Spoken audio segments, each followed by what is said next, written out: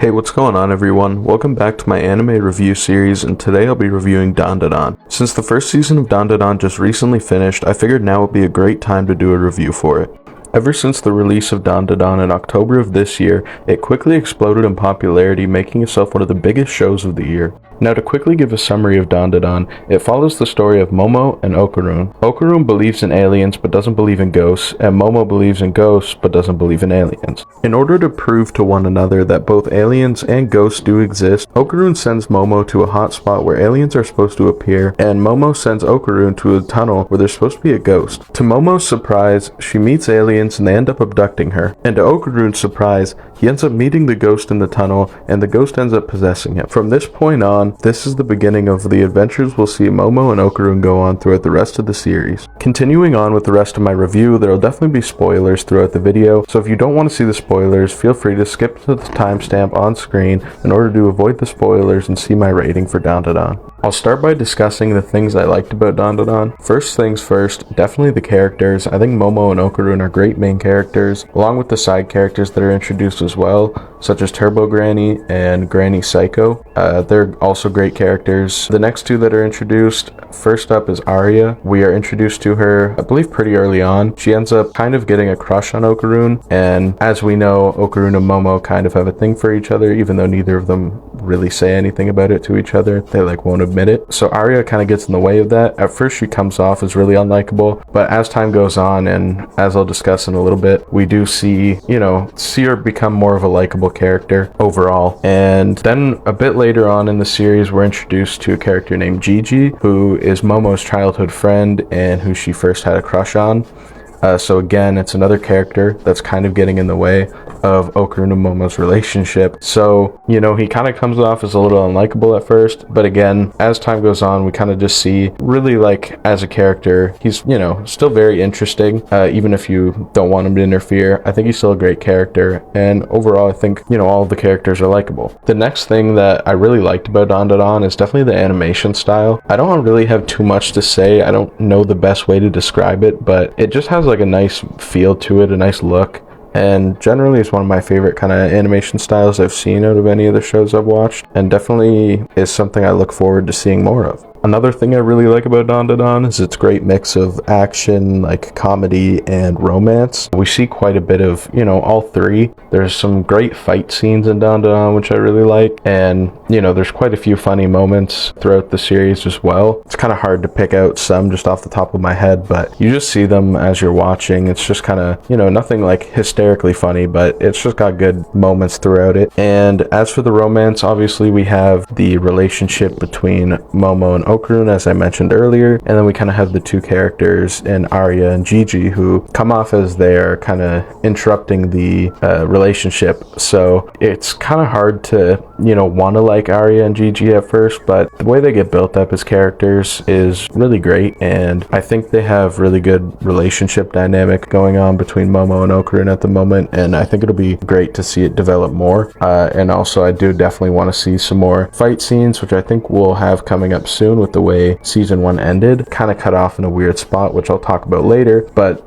it's definitely looking like we're going to see more action soon. The next thing I'd like to talk about is definitely the most specific thing I've talked about, and that's episode 7. The best way to put episode 7 is just that it's an absolute masterpiece. It's most definitely one of the best episodes of any show I've ever watched, and it really adds to DanDaDan a lot for me. The storytelling in that show, or that episode, was amazing, and I really hope there's more of that throughout the rest of the series. And according to what I've seen people say who have read the manga, it does happen again. So I'm really excited to see more episodes like episode 7, because again, as I mentioned before, when we're first introduced to Arya, she's kind of unlikable just because she's getting in the way of Momo and Okarun's relationship. But when we get to episode 7, we kind of see, more of who Arya really is as a person, and kind of the really sad background story of Acro Silky, which, like I said, the storytelling is just amazing on that episode, and it's really heartbreaking to see, but it just created for such an amazing episode. And yeah, that's like a really high, like a highlight of DanDaDan as a whole throughout the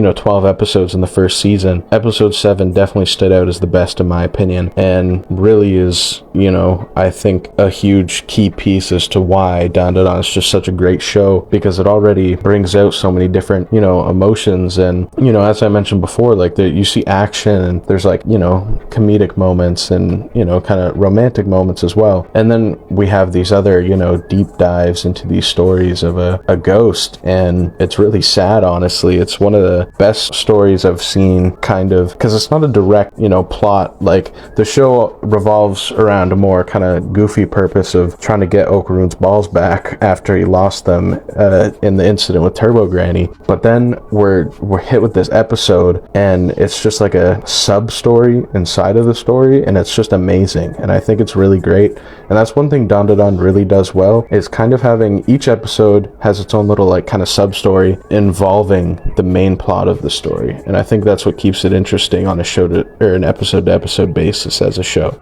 And of course, how could I not talk about the opening to DanDaDan? In my personal opinion, I like the opening to DanDaDan is one of my favorites I've seen throughout any show I've watched so far. It's genuinely super good. Like, the visuals are just great. The song for it is amazing. I'm just gonna be completely honest. I put that song in my Spotify playlist. It's really good. I fuck with the song heavy, but definitely, the intro makes it great. It just adds a lot to the show in a way. It's, it's, at the end of the day, it's an intro, so it's really not all that important. But again, when they pull off something so like, good like that, it just makes it more entertaining to watch and adds to the overall, greatness of the show. Overall, based on everything I just mentioned, it's really what makes DanDaDan super entertaining for me, just overall as a show, and I think why a lot of other people have a super big interest in the show since its release. And it just makes me really excited for the second season, because I just feel like, we saw so much variety in what DanDaDan is really, capable of throughout its first season, and just feels like it'll only really get better from here. Now, with all the good stuff I did have to say about it, there are a couple things that I do have as criticisms for the show. Starting off, I will say, like, the main plot of the story isn't really that, good or anything.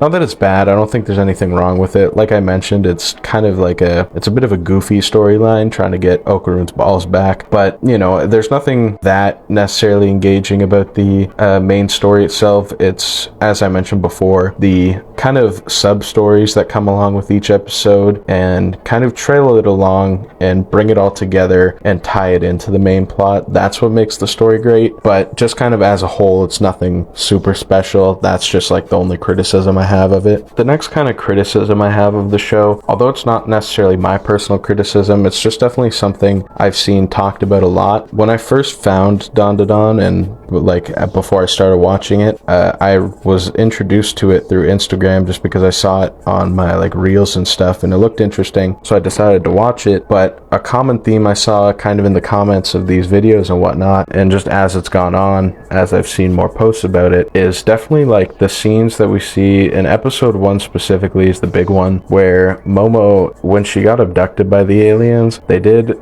almost R-word her. So that was a big controversial point, especially considering it kicks off like right away in the first episode. People could see that and then kind of immediately get turned off by the show, being like, this is weird, I don't want to watch this, despite the fact that for the most part the rest of the series isn't like that at all. At the end of episode 12, we do kind of see something similar. It's not on the same level, but it does also get cut off abruptly because the season ends, and we don't know what's going to happen until the next season unless you read the manga. But either way, the scenes are definitely interesting. They're a bit of an uncomfortable watch, I feel like, as they should be. I did see people calling them fan service, which is really weird because that's not at all what it was. It wasn't supposed to be something like, sexualized for the viewer's enjoyment. It was definitely supposed to be an uncomfortable scene, and I think that's where, I guess the defense of the scene comes in, is that it was for plot purposes and not to be weird, but people are still going to be weirded out by it regardless, just because of the nature of the scene itself. Another thing, not on the same topic, but episode 9, we do see Okarun kind of butt booty naked the entire episode, and it's kind of funny, like it's supposed to be a bit comedic,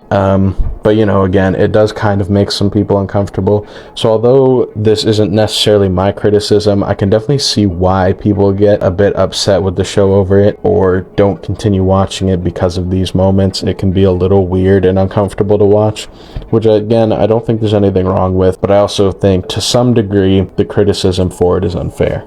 And really my biggest complaint about the entire series, in my personal opinion, is just the way the first season kind of abruptly ended, because, you know, it's pretty traditional for anime seasons to only have 12 episodes. Sometimes they'll give you like 24, but for the most part, you definitely see a lot of 12 episode seasons, and DanDaDan is the exact same, ended on the 12th episode. But the issue for me is not the first season having 12 episodes, it's the way the first season ended, because it ended on kind of a complete cliffhanger is the best way to put it. We were like mid-arc, stuff is literally about to go down, everything exciting literally just happens at the end of that episode, and it immediately cuts off, and now we have to wait for the second season just to see what happened. Obviously, unless you want to go out of your way and read the manga to catch up to see what happens, but you know, a lot of people are just going to wait for the anime to drop the second season, such as myself. But you know, again, it's not like a big deal, because at the end of the day, we are going to see the outcome of season 1 once we get season 2, but it was just kind of an odd spot to end the season, I felt like, and they should have, in my opinion, just finished out kind of like the arc that they were in before ending the season. But it is what it is, and that's really the only criticism I had for it. Now that I've discussed everything about DanDaDan that I wanted to talk about, it's time to give my final rating. And also, just before I do that, I did want to mention that it was announced that DanDaDan season 2 is supposed to drop in July of 2025, I believe, so we will only have to wait about like 6 to 7 months for the next season,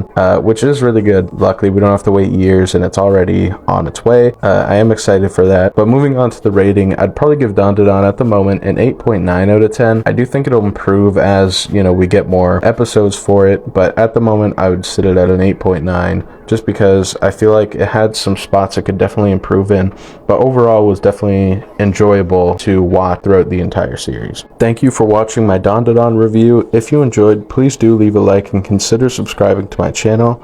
I'll see y'all in the next one. Peace.